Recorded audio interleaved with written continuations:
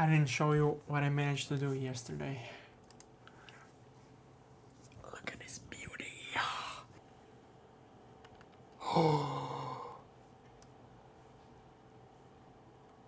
Woo!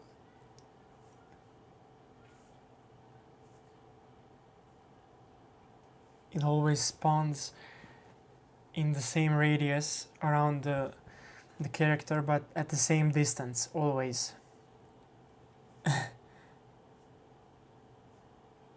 Now, this doesn't do anything because it always resets when the projectile touches the character, but I'll be adding the, like, this part where the red color is. That's basically the front of my character, and he'll be some fat dude that's gonna eat these burgers that are coming at him, and if the burger touches his back, he loses one health. Let's I mean, I'll probably change a lot of things and ideas, but for now that's the main goal, which I'll be adding now. But this radius, oh my, no way, no one is gonna believe me how I actually did that. So there are some nodes and blueprints that are actually implemented in the game engine, in Unreal Engine. Random unit vector. But the problem with that is you can't, I mean, you can't, it's a random vector. So a vector is a value of x, y, and z. My character is staying in place, and let's say his x, y, and z is a vector of 0. So his starting position is in the world around him 0. So everything that's moving right of him or stands right of him is on the x-axis. So he's 0, 1 meter on his right is the value of x1 and y0 and z0, or uv, I don't know, never mind. And when you add that value, random unit vector, it's not constrained in one plane, it's all around him. So imagine a ball around him, and you set the random unit vector to give you a random vector value inside that sphere. So if I'm the character, sometimes the projectile is gonna spawn right in front of me, but sometimes it's gonna spawn like up in the air and go downwards, or in worst case scenario, it's gonna spawn beneath the map, beneath my legs, and you won't even be able to see it because the camera's pointing upwards and downwards, but the camera's up, and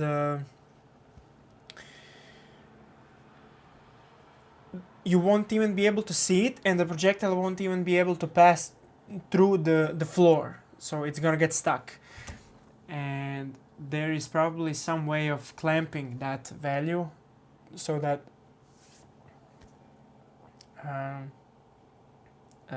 it doesn't even give you the height, the z value. And I actually did that, but the other problem is I couldn't manage to clamp it so that it's always at the same distance from the player. And like I said, it's always gonna be spawning in that sphere. So sometimes I'm the character and it's gonna spawn right here where the camera is, and sometimes it's gonna spawn further, like 20 meters from me, and that's obviously a problem because it's not manageable. And how I fixed it: never never in a million years would I believe if someone told me that I'd be using this. So it always needs to be around the radius. And in my mind, I was like, it was on top of my mind. I know something, some calculation, formula, algebra, physics, but I couldn't remember it. I searched for it as soon as I saw it. Cosine and sine. Man, what? First of all, I cannot believe that I didn't remember it, because I probably did that for 12 years straight, so in school and high school and college. Cosine and sine. So you get the random unit vector, or no, the random float in range, random number from 0 to 360 degrees. You input that value into cosine and into sine. The cosine is x value, the sine is y value. So you actually get a sphere. I'm not gonna explain this because it's, you learn this stuff in school, and then you just make a vector out of that and input it, and it's done. So first things first, the collision. When you're in your like character blueprint, you see like the physics part of the blueprint, and you can set your collision there. So you can actually set the character to be a pawn, for example, and the pawn can ignore everything except the projectiles or whatever you have in your game. So you can customize it. You have to be careful, because if you ignore everything except projectiles, then the collision for the floor, for example, is not going to be there, and the character is gonna fall through the floor. He's gonna be flying, and that physics part, like I'm not that great at this. I'm not going to research this because I don't need it for now. Later, I hope I'll learn it somehow. You have your short answer, you have your capsule, and you have your mesh. And I believe both of them have the physics part. Mesh is your object, so a sphere. If you have a sphere like a real sphere that you can touch, that's a mesh. So it's not something invisible, something like a capsule that's translucent. It's a real, like my character here. It's not a ball, but of some sort. So a static mesh. Meshes are, if you go in Blender and you want to sculpt your character, his face, body, arm, that's a mesh. You're giving him a physical body, and he also has the physics part. But what if you want to limit the physics part or a collision part just on one part of his body? In my case, I just need his front facing side to be able to eat a burger. So if the burgers or projectile is coming from the back and it hits him on the back, the burger falls down, he loses one health. You do that with collision.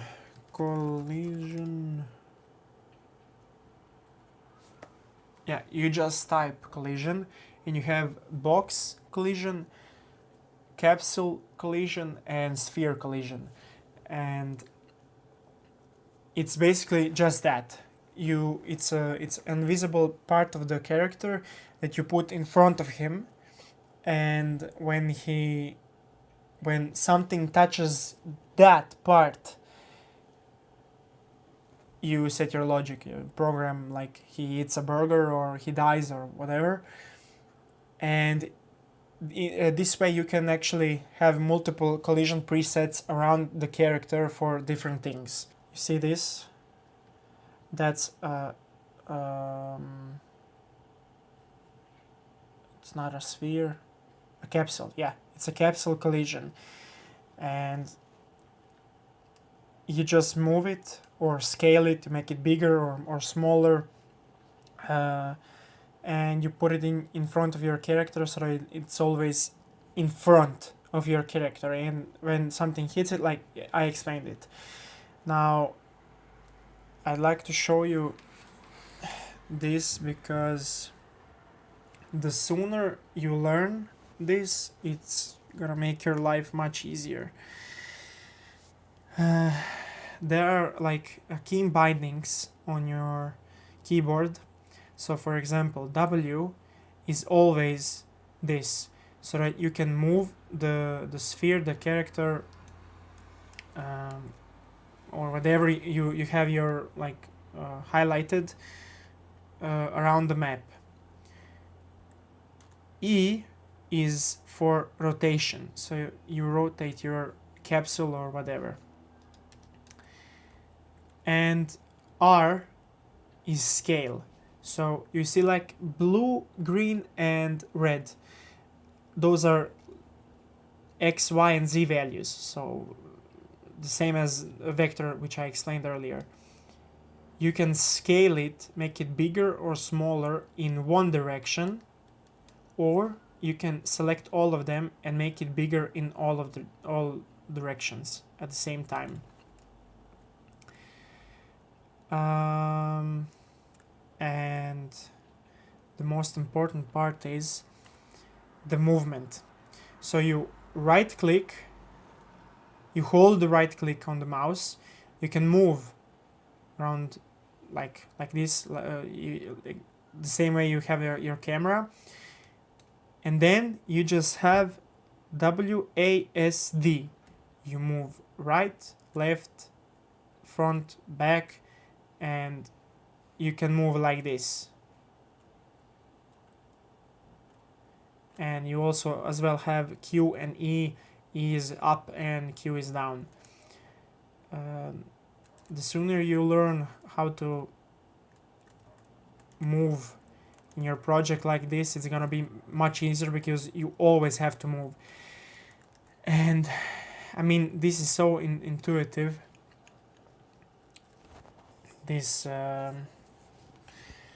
way of movement is so intuitive, at least to me, because I'm used to playing games, and WASD is the movement to go. But in Blender, I'm not particularly good at Blender, and I mean I'm shit. I'm bad at Blender. Let's leave it at that. And I haven't used it in a while, and I cannot remember how to move in that software. I remember it's something so difficult and unintuitive. It's insane.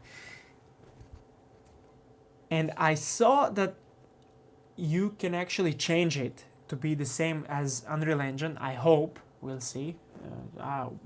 When I film my progress in Blender, you'll know. I spoke about debugging yesterday, but I didn't really show you what it means and how to use it, and I had to use it now, and I'll explain to you because it's an important tool in your workflow. So basically what you do is, I want to see what happens when this part of the code launches, and I right click on it, and add breakpoint. Click on that. Now you can see this little red dot in the left corner. That means it's on. Now when you press play, when you press play, in this case, this part of the code should run when this little sphere touches the projectile. Now, I can actually see what's happening in real time. This variable is false. You can actually see it here. It is false. This variable is a red. When a variable is red, it's usually a bool variable, so it can only be true or false. And if you go up here, you have this step to the next node to be executed in the current graph. You click on it and the next node launches. Now you can see it's true. I need this variable, this part of the code, to be true. So I see it here now. It's true. Fine, it works. Next, I can see what's actually wrong with my code. I set it here to be true, and I can see it in the other part of the code what it is actually right now. It's false. So the variable burger eaten is false, and it should be true because in my mind I wanted this part to be the character ate the, in this case, projectile, but the burger that's going to be the burger in the future, a cheeseburger probably, and it needs to be true in order for the next burger to come, and it's false, so it does not work. Why is it so? This tool is so important because the code itself runs. There are no errors in there, but the logic is not. In my case, I have the variable set here, but the part of the code that needs to be changed is up here. So in a sense, you have to go in the past and set it up here again, and then move on forward. And if you're really smart or experienced, I believe everyone uses this, but if you're really smart, you can actually visualize where you went wrong, but it's so much easier with this. You just run the code and you see it live, where's the problem, and you change the problem then. And it's really important tool, and if you don't have it, that means that you didn't download it when you first downloaded your game engine, or in this case Unreal Engine. You have your settings if you want to make your game for Android, iOS, some tablets, a PC, and then beneath all of that you have your debugging tools. It's like a lot, 50, 60 gigabytes I think, or 30 maybe gigabytes of storage, so it's a lot of space, but it's worth it. It will help you a lot in especially in the beginning. And one more thing that I didn't mention is if it doesn't work, you have the debugging tool but it doesn't work, it could be this part here, this setting. You see how it says no debug object selected. I don't know, now there's nothing else to choose, but sometimes you can choose which part of the code you want to debugging to see. And in this case, my projectile, I have to select this. If I select this, the debugging will not work, which happened yesterday. I was mad about it because I forgot about that. But sometimes it doesn't show anything, so I'm not sure why.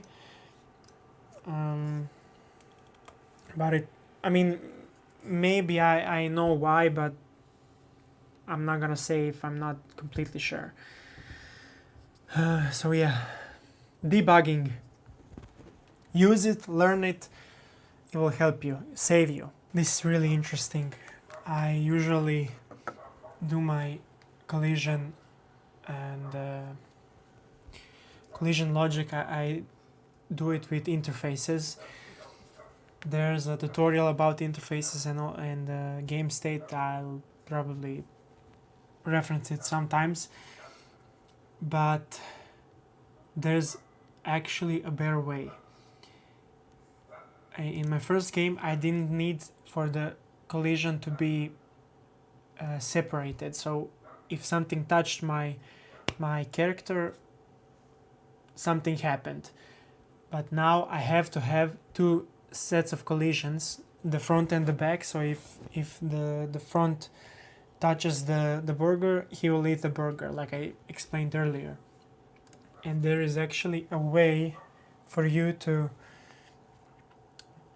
check which part of the body he hit. It's called tag or tags. You go in your collision, down tags, component tags, and you add a tag and you name it. In this example, I named it front. So when the component, when the projectile touches the character, you can ask it component has tag, and you type in front. So if the projectile touched the front tag, you see the tag. If it's true, then like, I don't know, add health or die or whatever you want, but that's actually amazing. So you can have, I never used it, so I'm impressed right now. It makes it so much easier. You just check which part of the body the projectile touched, and I thought I would have to like, I'd have to do some logic with variables, and if this is true, then this might be true, and all of that. But this is much easier. Yeah. So I know I'm not really showing you how to do it. I'm merely explaining that the setting is there, and if you just type it in Google, you'll see tutorials about it and or documentation. So it's not that hard. If something is really hard, or there are not really any videos or tutorials about it, I'll explain it in detail, but this is easy. So just a little short recap here. So this is what works right now currently. So if my character, the front side of the character touches the projectile, it always spawns in the next spot. And if it touches the back, for now nothing happens, but he will eventually lose health. Now I just have to think about how I need to find a sweet spot. It's not only going to be one projectile in the whole game. There has to be multiple projectiles and multiple like food projectiles. So not only a burger, but probably a broccoli, because that's funny. He hates broccoli, so if he touches the broccoli, he dies. But what I wanted to say is I can either have a lot of projectiles spawning at the same time or approximately same time. So you have to move your thumb like in a lot of the different directions, or I can have a few projectiles but have them move at an incredible speed, so they respawn faster. And there's usually a sweet spot between those two sides, and I just need to play test and find it.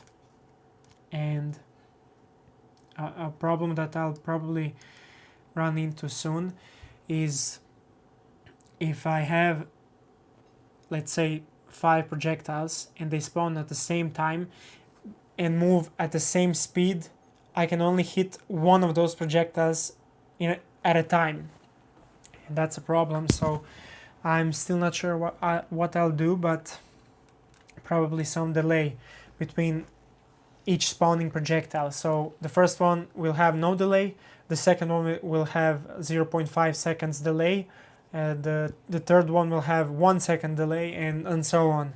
So every time they spawn periodically, but that also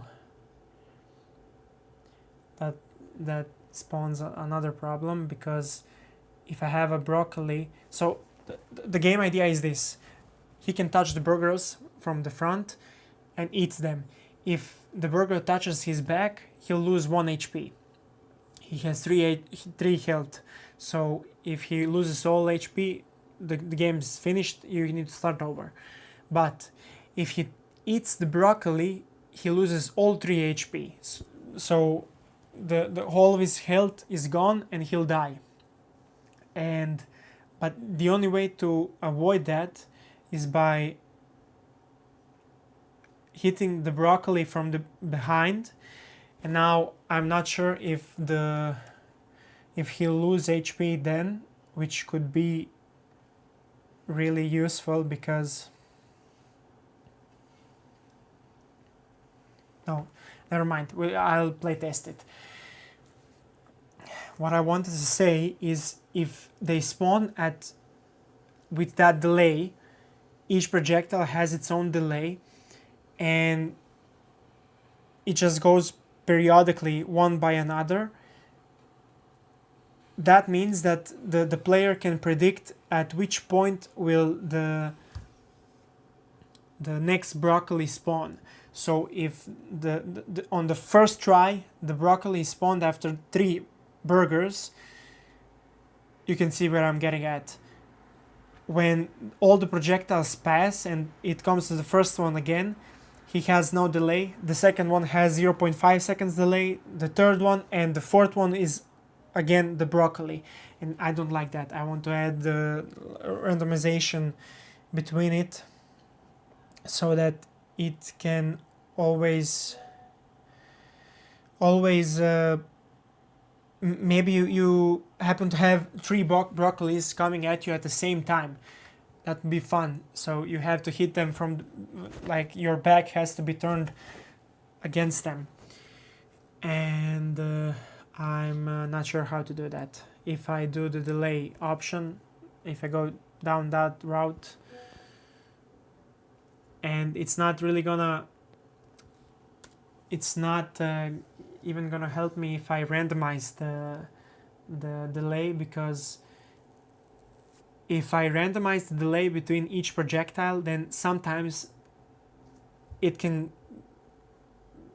be at the same time and you lose health. That could be fun. Yeah. What if I can add health when I eat a broccoli, and then I can choose? So if my no broccoli, if I eat a burger, so if broccoli touches me from behind, I lose 1 HP, but I can get it back when I hit the burger.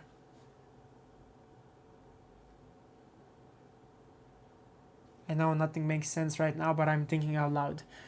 That could be fun. Okay, let's try that. Okay, I need to show you this, because this is how ideas are made. Basically, I wanted to do this project, this little simple game, because I'm starting a YouTube channel, and it's a lot. And if you never filmed yourself or did anything by filming yourself, try it and you'll see. And I knew it from the get-go, so I wanted to make a simple project, fast, and that way I could get a hang of it, like filming and game development.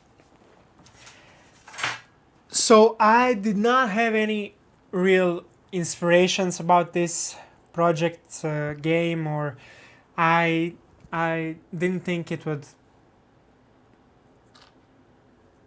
be successful or any good. But now, as I'm doing it, the ideas just come to you, and yeah, eventually you need to block all of those ideas and focus on finishing the game. But and I'm just starting right now, and the problem which I said earlier was, if I have the delay between each projectile, blah blah blah, if you saw the video, you know. What if I don't have to add the delay, or I can randomize it, and if each projectile, like 2 projectiles, spawn at the same time, you can choose which one to get. So in this case, let me simplify it. A burger spawns, you eat the burger, everything's fine. A burger spawns and another burger behind you. You choose which one to get, and you depending on which one hits you first. So if you lose HP from the first one on your back and you eat another one, you get health. But here's the twist. You lose one of the burgers from the whole pool of projectiles. So you disable that burger. So it's not like you don't have any, let's say you have 7 burgers and 3 broccolis in a single match. And burgers heal you, and they can lower your HP by 1. But broccoli also lowers your HP by 1 unless you eat it from the front. I hope you can understand. I hear myself talk, and I think I'm too complicated. But listen. This could be a good idea. So you lose 1 burger if he touches you on the back, and you lose 1 HP, but you can heal it by eating a burger. Eventually, what happens is, if you lose enough burgers, you're only left with broccoli, and you cannot heal yourself with a broccoli, which means you can like dodge the broccoli by turning away from it, but you will lose HP health. You are going to lose your HP steadily, and you won't be able to heal it back because you disabled, or like you've thrown away all of your burgers.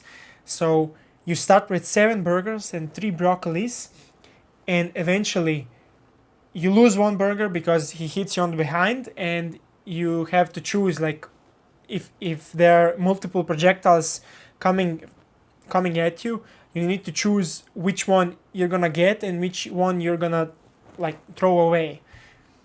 And of course there's a scoring system, so it goes the more you dodge and eat, the more the score will go up. So it's in your interest to have as much time possible to eat as many burgers and heal yourself, and try not to like throw away burgers. I hope you understood what I what I was planning to explain to you. But this is like interesting, and when you start making a game, you'll see it. You have an idea and you want to make it into fruition, and eventually you'll come to a stop and you'll see, oh, this does not work like I intended, or I didn't think about this. For example, this delay between projectiles. How do I make a projectile come one after another? And then you'll be like, there's a way around it, maybe, somehow, and a new idea. A completely new game. All I wanted to do was make burgers and broccoli, dodge broccoli, eat burger, and that's it. Okay, look. It works. It's just a rough sketch, but there are multiple projectiles spawning at different time, and so it's random. So each match that you play is gonna be different.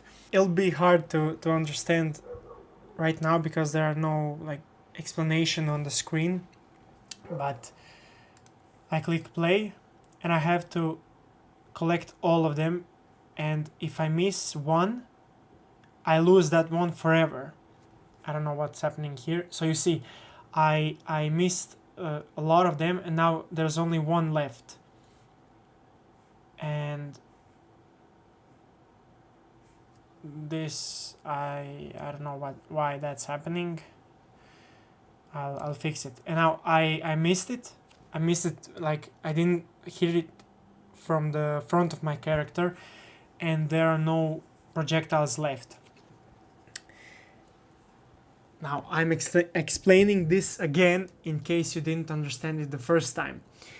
So now you might think to yourself, then the scoring system can go like forever because when there's only one projectile left, it's easy. No, because only the burgers can disappear, but the broccoli stays and you lose HP every time you hit it. So basically your goal is to have your burgers stay on the map as long as you can because they heal you constantly, and when all the burgers are gone, you're left with broccoli and you die. You die. Okay, nice. I think this is it's a good idea, no? Depends on how depends on what I do with the rest of it, and the sculpting and the game design itself and music and everything else, but it's a good idea. Maybe I might have jinxed myself now, but we'll see. The projectiles, when they touch it themselves, they stop, which is not good. I specifically set it up so that they ignore each other. I'm not sure why it's happening. I'll fix it. That's it for today. I'm tired. I'm done. I did not film anything else, but I managed to make the first draft of the game.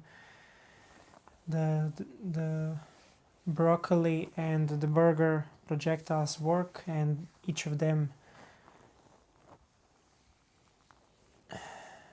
cost one life or multiple lives depending on where you hit them, but it's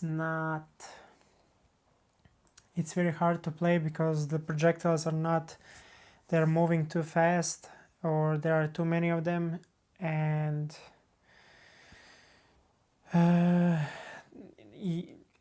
you can't really see when and what you hit actually. I need some way of displaying the health bar like really big so you can actually see when you messed up. And yeah, I got a few more ideas. I'm tired. I'm going to bed. We'll see tomorrow. I'll show you tomorrow. I don't want to load my PC again. I'll show you what I have tomorrow, so stay tuned and see you tomorrow. Bye.